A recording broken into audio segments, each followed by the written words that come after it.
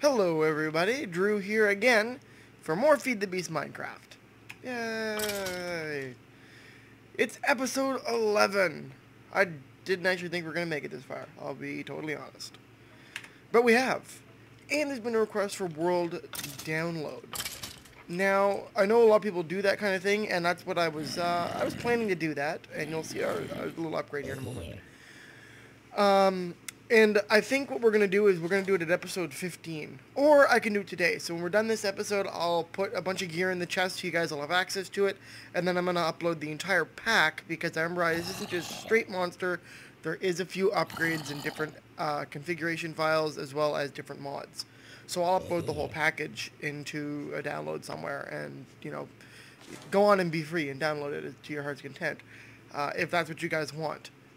However, I was thinking about doing it episode 15 and then doing it every 15 or so episodes because there's a few more projects that I'd like to get done first so that you guys can have more toys to play with, and that's always great.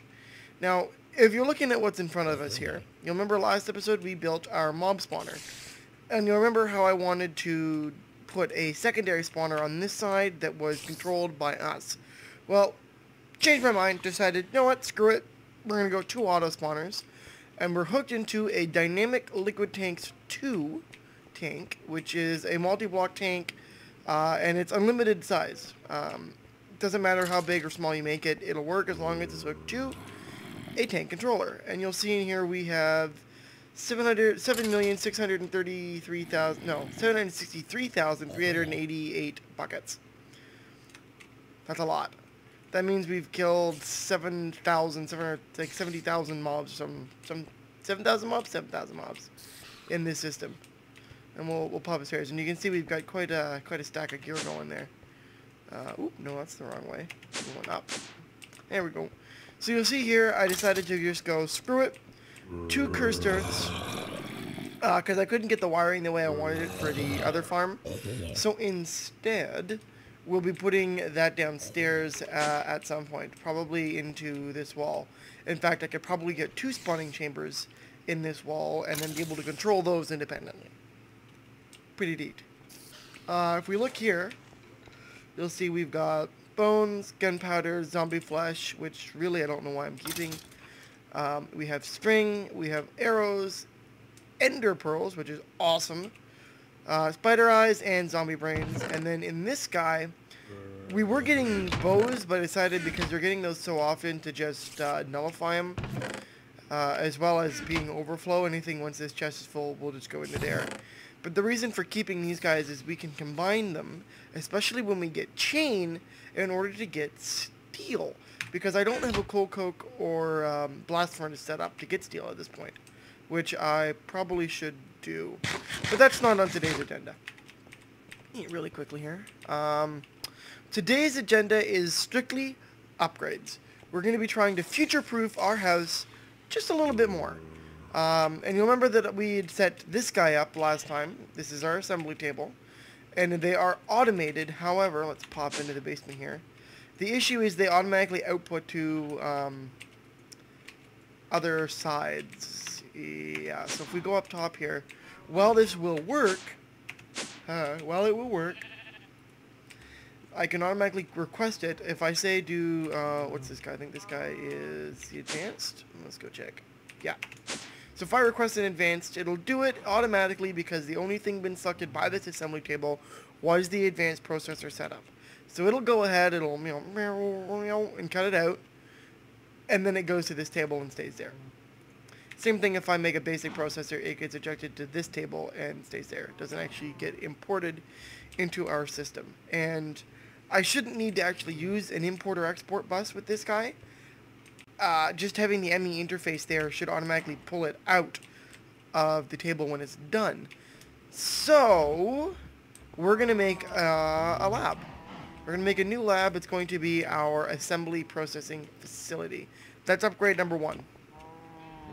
Second upgrade we're going to be tackling today relies on our power because that guy uses an almighty shit ton of power. And when he's running, the AE system. Well, let's go ahead and I'll show you. Let's go processor. I want crafting. We've got 7 of them in there. Let's craft 1. Oh no, 1. Begin. So you'll see it's crafting right now, and it's using.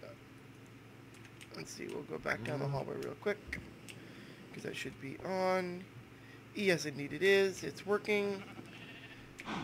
And if I've got other systems running, our AE system starts to just drop. See, look at it go there. Look at it go. And draining, and draining, and draining, and draining. And it's going to be empty now. Uh-oh, we lost power. Hold on. So let's go take a look at why this is. Okay, guys, we're back. And we're taking a look at our energy cell system. So as you can see, these guys are all hardened energy cells going into hardened energy conduit. And they output, right now I've got them set to take 230 out, input 280. So as long as we've got enough being generated by our dynamos, we will in fact be able to have a net gain. However, these guys will go all the way up to 400. The same output maximum capacity as the hardened energy conduits. We'll grab this guy back to 230 here real quick. 250? Oh, these are at 250 now. Why is he 250 instead of 230? I'm really confused by that. Oh, 250. Alright, so those guys are now 250. A little bit of a boost in that. We could put another energy cell in, because right now we're basically putting 600-ish per tick. So that's not the issue, right? We're generating enough and we're storing enough. We're being bottlenecked by the amount that we can actually physically transfer in our conduits. There's the bottleneck. So what I was thinking was, let's go and take a look at thermal expansion. So we've got our different dynamos here. So we can get, there's magmatic, steam dynamo, compression dynamo, and reactant dynamo. We're probably going to keep with our magmatic dynamos because we can do a new setup. No, that's not what we want. So there's leadstone, hardened, which we have, redstone energy cell, and then resonant energy cells.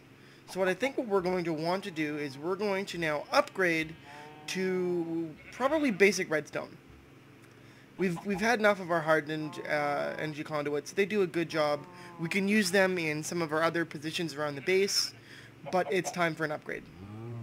And the way we're going to get that is we're going to make some redstone energy conduit, which the recipe should come up if my game will not lag. Come on, game. There it goes. So, redstone energy conduit.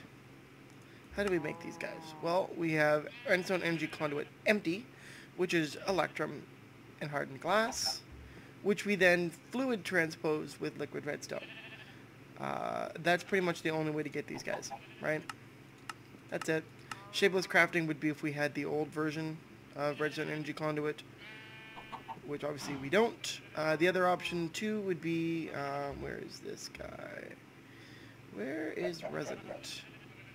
Oh, we don't have resident. Leadstone, hardened, redstone energy conduit, fluid duct. Okay, we don't have resident. Oh, okay, learn something new. However, these guys will transfer 10,000 RF per tick. That's way, way, way more power than we actually have. So, how are we going to get around this? Simple, we're going to redesign our power room. And I'm going to go ahead and I'm going to set a few things up, and we'll get right to it. Okay guys, back with a brief update here. You can see we started rearranging our power room. Now, this is not exactly a good rearrangement, because we're going to get this guy out of here. Because what we're going to end up doing is we're going to... Oh, actually no, what we'll do is we're going to put another... as you can see now, we've started going this way. Well, it looks really cool to have the big-ass engine hanging out there. not really a practical evolution in terms of space. So to be more space efficient and be able to have a bigger operation, we're going to add in 2 more rows to a total of 24 generators per side. So we're going to have another set of 24 over here. All hooked up via lava, which you can see I've rearranged our tank. Let's pop into the floor here real quick. I started expanding backwards. You can see here's the edge of our tank. Just in case I want to make it bigger. But I don't think I'm going to. Because realistically, with the size of the base we have, this is a lot of lava.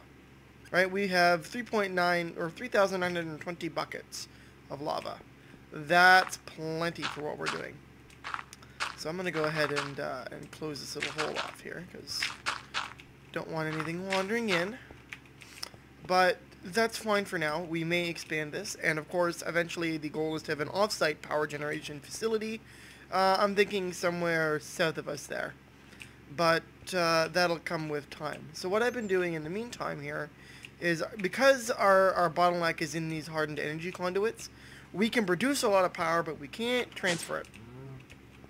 So if I've got all these guys, these 4 outputting at 400 rather, 400 times 3, that's 1200 power total. So if we go to redstone energy cells, so let's go back here to thermal, not thermac, thermal. Yeah, thermal. So take a look. Where are we here? These guys. So of course, remember these guys, these are only 80 RF. These guys are 400. These guys are, what is that? 10,000. So with 3 of these guys, up to 4, because we do have another hardened energy cell hanging out there, those will now output all at, 4 times 4, at 1600 RF per tick. Twice. Right? So that's a lot of power that we're going to be able to output. And that's the goal. So I'm going to go ahead and I'm going to need to make more of these guys. I know we're running short on fluid ducts, because these 52 are the only ones I have left. And a few other things, and we need to get these guys changed out. Okay, so I'll be right back. Okay, you guys, check it out. Here's our power wall. We have 24 magnetic dynamos outputting 90. What did I say here was going to be total? Grab my calculator real quick. We had, what is this? Oops, dropping stuff here. 80 times 24 different one of them gives us 1,920 RF per tick. These guys will accept 400 each. So we had 400 times 4, that's 1,600 energy, right? I did that right. 400 times 4. Yeah, 1,600. So totally, these guys will take 1,600, which means we're now producing more power than these guys will actually accept. And that's a good situation. That means we're always going to have surplus. And they're going to drain at a rate of 350, which means we're going to produce, input, and take out way more power than we need. The bottleneck is really going to be how much power can flow through these energy conduits. And so let's go deal with that really quickly. Well, semi-quickly, because we're going to need these guys. At least, I would like to do, no, we're going to do redstone energy conduits. So, we need redstone energy conduit, which is electrum, which is, of course, 1 gold and 1 silver. Hardened glass, which we have, and that's that. And then we toss them in our fluid transposer, which is currently filled with energized glowstone. Where's my portable tank? Let's get that guy out of there. I want to wrench you like that. Yes. So top should be an output. So we'll output that way. Will you accept it? Blue. No. Why not? Why not? Why you no work? Why? Oh. Yellow. There you go. So it should be going in. Now if I were to toggle it that way, nothing happens. I don't know. I'll try and get that glowstone under there because it does not belong. Other than that, we'll move on with life. I'm going to go grab the materials we need and we'll get right to work. Okay guys, back again. Check it out. I went ahead, I made some new upgrades as well because we're talking about future-proofing here. I made a ME partition editor, which you're probably wondering what this does, and we will get into that. But really what it is so that I can custom load ME drives. Because we've got all of this storage, and things like Geostrata, I don't want to get mixed in excuse me, with our regular storage. None of that. Unacceptable. Instead, what we're going to do is we're going to set up a drive that's just for that cobblestone so that we can start, rather than having our quarry jump into chests, it's going to jump in directly to our ME system. And by having that pre-done storage and then putting something like a set of barrels, we're going to have storage monitors, lets us do some more stuff. But as you can see, I've got 3 stacks of our redstone energy conduit here, and remember that moves 10,000 RF per tick.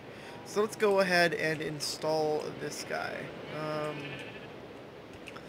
Okay, we gotta get in here. I did not think that through. Hold on. Okay, you know what? We're just gonna do this. Break into the wall, and then we'll just build ourselves out. So magnetic power is still a viable way to go. We don't really need to upgrade that just yet. I mean, we're gonna go something balls to the walls crazy at some point, I'm sure, because this is kind of the thing you do in this game. Okay, so we've got our conduit. Let's go ahead and put that like so. And now if we were to somehow manage to drain those energy cells, they would fill up like crazy. And the last one. Perfect. Okay, let's go ahead and plug that hole up. I'm just making one last set, and we are dangerously low on redstone again. I went ahead and I made a whole bunch more using the mimicry gems that we had. But we've got, oh, we do have a lot of redstone of that left. Let's see. 32. Oh, time to toss that last stack in our crucible. So that'll make one more stack of this guy just in case we don't have enough, which, given the fact that I've got like a flippin' mile of this cable going around everywhere, we might not have enough. But the cool part will be we can start doing crazier quarries using Quarry Plus, which will be a lot of fun, actually. So let's go ahead, and now unfortunately those won't connect, will they? Oh, I can connect like that. Interesting. Cool, okay. Okay, so there's that. Let's drop it into the floor. I want to do this relatively quickly here because our EE system will quickly run out of power. It does drain power at a fairly consistent rate. Thankfully, none of our other mechanisms are really running except that transposer, which should have enough power kicking around. So let's go like this. That guy comes down there. That guy comes down there.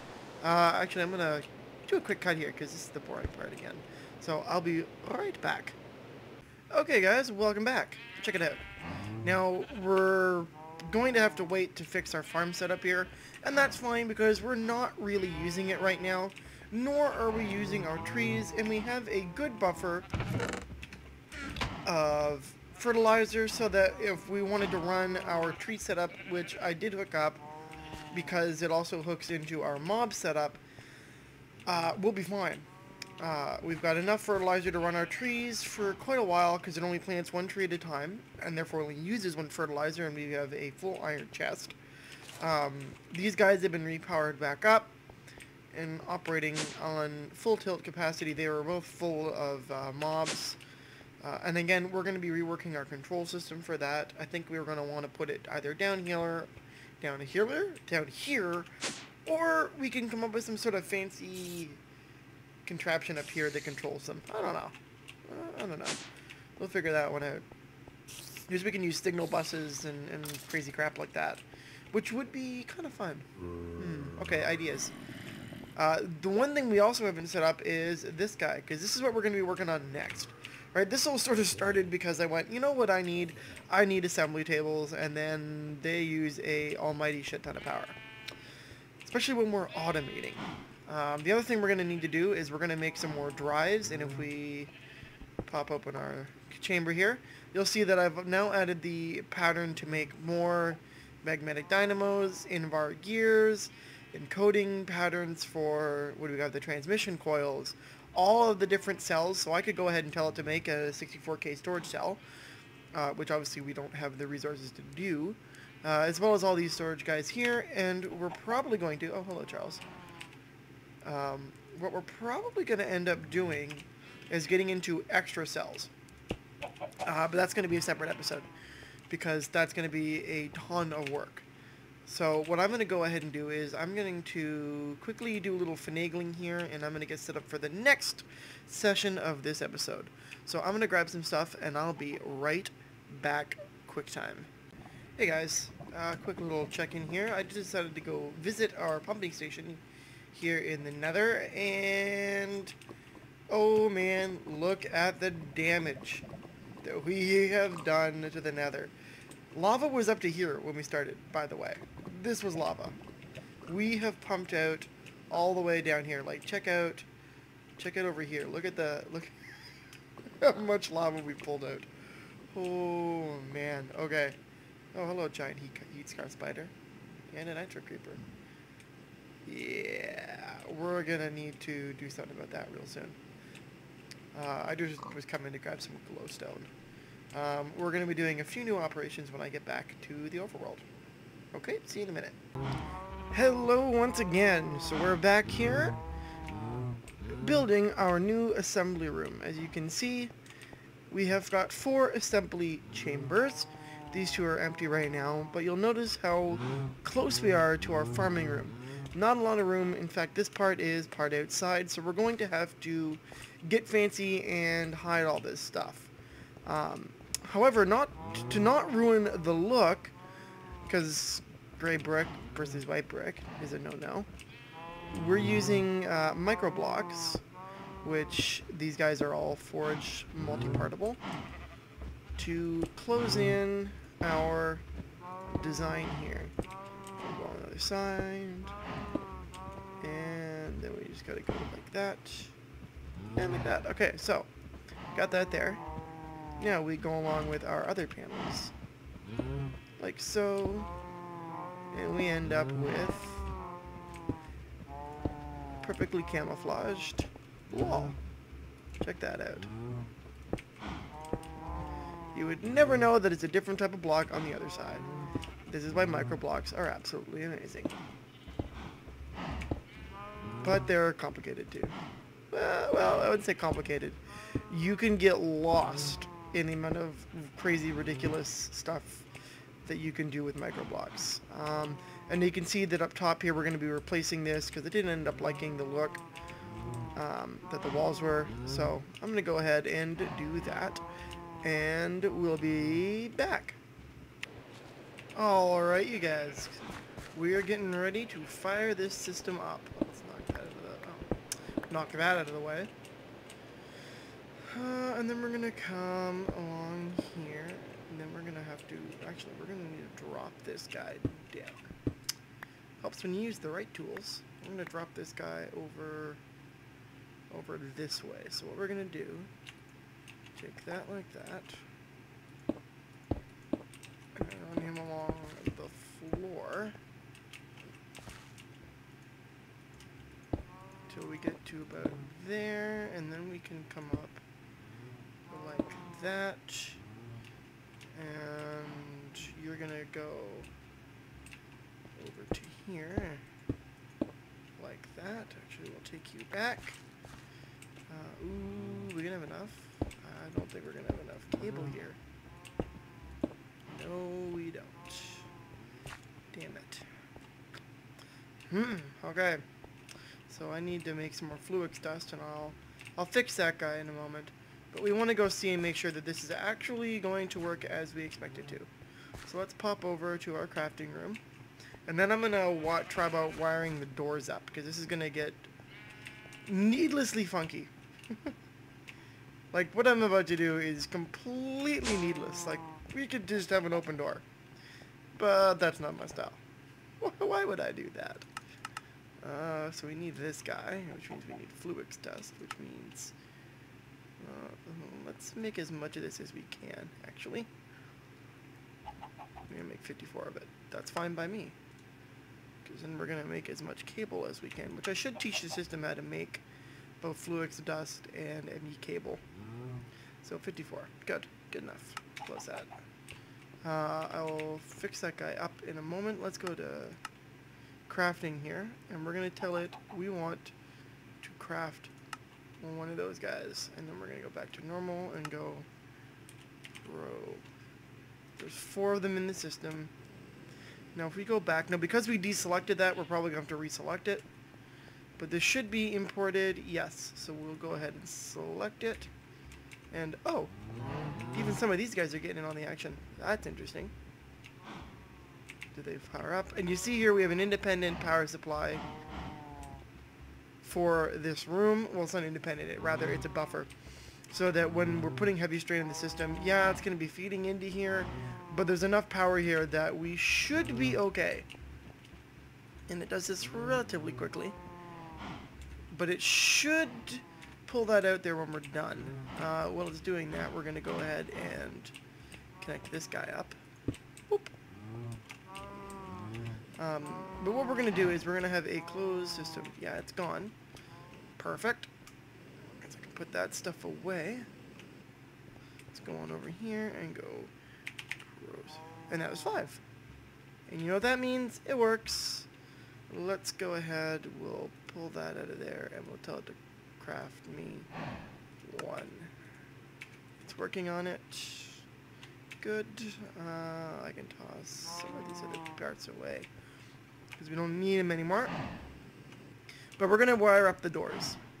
And now we're going to have a sort of inverted system. Is that going to work? Yep. It goes perfect. Oh, guys, that's so awesome. And then we're going to have 2 more over here when we're done at some point. What we're going to be doing, though, is we're going to have a set of glass doors that retract. Because this is a quote-unquote, you can't really see me making air quotes right now, clean room, right? It's a computer production facility. Please don't tell them I've been walking in and out of it. Shh. But it's going to be a clean room, right? This is hence the all-white look. It's supposed to be very clean. It's where we're making computer chips and junk. So with that in mind, we're going to have 2 sets of drawbridges here. You can see them there in the floor. And I'm going to put glass in them, and we're going to have some sort of lever that we pull, and it will retract that one while extending that one. Impractical? Absolutely. Does it look cool? You bet. So that's what we're going to do. So I'm going to go and do that, and I will be right back once I get the wiring somewhere to my liking. Okay, we're back. Check it out. Oh, what's this? I can't log in? Why can't I log in? Black stained glass? Why is there glass in my way? And why is there this lever? Well, I wonder what's going to happen when I pull it. Oh. Pretty cool, right? I'll flip it again.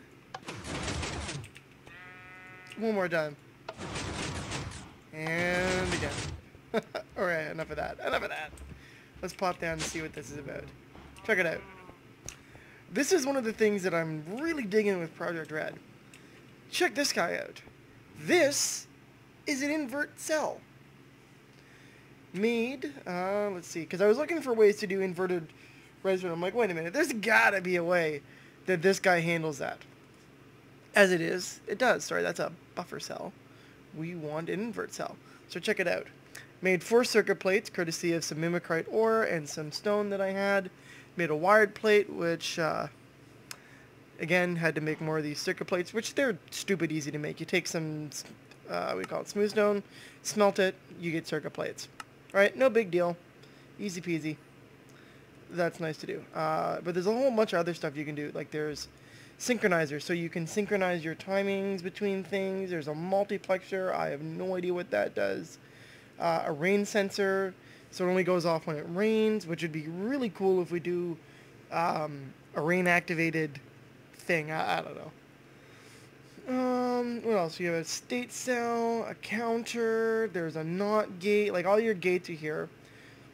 So you got OR gate, NOT, NOR gate, NOT gate, AND gate, There's a NAND, NOR latch, buffer, pulsar, repeater. It's got its own version of the repeater in there. Like, there's tons of stuff. There's an AND cell, comparators, and then this guy, the invert cell. So what the invert cell does is it's got two signals, B and A. And if anything powers A, obviously it'll flip B, and vice versa when I power this guy off. Hold on, we'll break it for a second here. You'll see that if I swap this guy, now this guy is now no longer powered, which means these guys get turned off. This guy going arching over gets turned on, and I could probably swap that too. I betcha. Could I swap that? No. I would just need to change orientation now. And then that guy powers this guy. Ta-da! Cool. That's pretty sick, I would think. Let's go ahead and we're gonna have to box that in because it ruins our clean room thing, but that's okay. I'm not really that picky, to be perfectly honest. The whole thing was just to make this look neat. I might put a little sign up. And I was thinking too, if I could get really crazy, awesome stuff going on, put a monitor in this wall, hooked up to a computer, and do push button. And have it so that you have an open and close, and these ones don't operate until these ones are pressed, right? So if this one is open, you must close it, and then that'll let this side be able to be clicked open, and vice versa. I have absolutely no idea how to do that, but I think it would be really cool if we could do that. But yeah, that's that. Anything else we got to do today? I don't think so. I think that's it. We've done a little bit of work on upgrading our power situation with plenty of room for expansion, so there's a bit of future-proofing. I went ahead and did a little bit of dumping from our quarry, because I'm going to go ahead and set up another quarry to run. And as promised, I'm going to put my gear in a chest for you guys to play around with. And I will make a world download available if you guys want it, or we do what I originally planned and wait till episode 15, because there's a few more upgraded projects that I would like to get done that would be a lot of fun, such as I might make an Uber miner.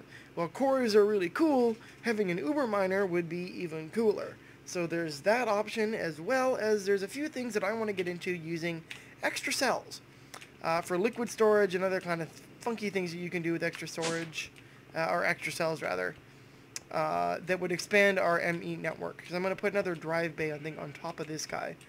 You see we've got our partitioner there, and of course our pattern encoder. And I need to teach our system to make a whole bunch of new stuff, because it doesn't know how to make ME cable or any of the other things, which that's just a shame. We need to fix that. So I'm going to go ahead and fix that. But I hope you guys enjoyed today's episode. We did a lot of great work today. And as always, like, comment, subscribe, and never remember that there's so much more that we're going to be going on in this thing. Like, there is just tons of stuff that I've got that we want to do. Other than that, you guys have yourselves a great day, and I will see you guys next time. Bye, guys.